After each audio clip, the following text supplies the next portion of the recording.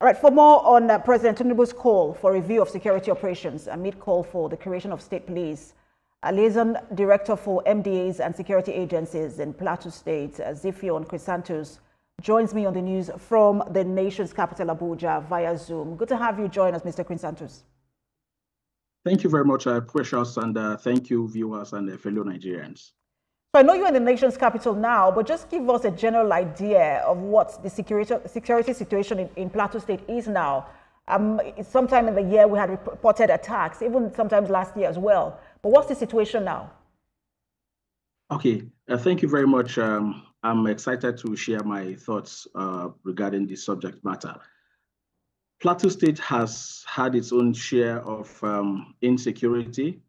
We have a lot of communities that are displaced at the moment due to attacks from non-state actors.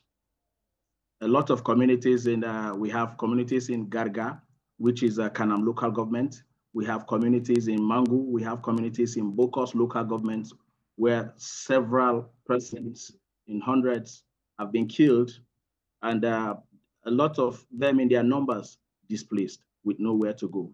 Some are in the camps right now as I speak to you. So that is the situation in Plateau.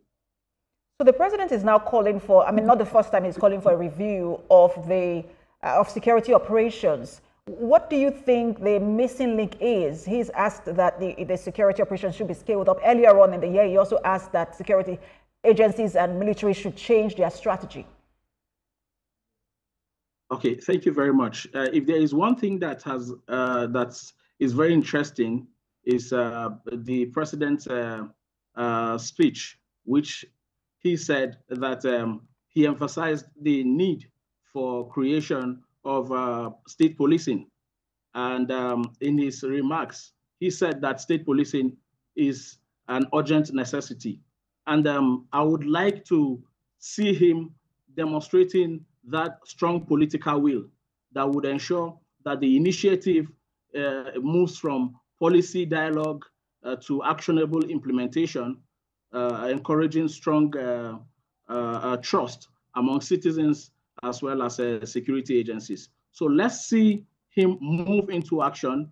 Let's see our legislators keying into this initiative, because I strongly believe that true leadership is a function of our daily commitment to the welfare, dignity, and security of our people.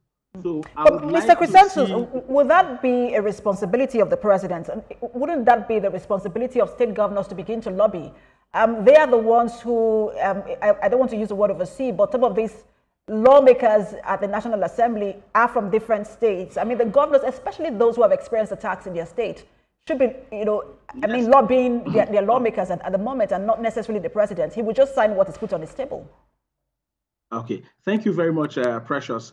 I am aware that in the month of May, Northern governors had a meeting in Kaduna where they opted or are also advocating for the creation, in line with Mr. President's thought, the creation of a state police to address the insecurities that those various regions in the country are facing. Most of the state governments or state governors, especially Plateau, where I come from, my governor has been an advocate for the creation of state policing. And it is very disturbing to see lawmakers who are being protected, heavily protected with government resources, taxpayers' money, protected with soldiers, military, police, heavily armed, advocating against the creation of state police. I see it as an abnormality. What is good for the geese should be good for the gander.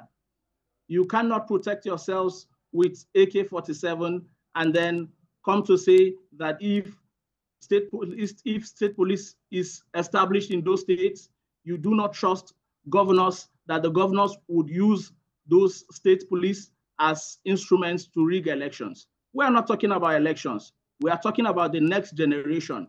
There has to be a next generation before you talk about elections. So we have to preserve, protect the lives of our citizens. We must understand that security is not a privilege reserved for the elite or the political class. Security is the right, fundamental right of every citizen of Nigeria. So politicians should not come and say, yes, while they are being protected with heavily armed police and military men, then coming to say that the ordinary citizens or the common citizens back home do not deserve the right to be protected. They do. Well, you make a very critical point there, but we do have to leave it there. We'll see how states continue to push and how the National Assembly also responds to this. Liaison Director for MDAs and security agencies in Plateau State, Ziphion Chrysanthos, thank you so much for talking to TVC News. Thank you, too. Thank you very much, too. Thank you.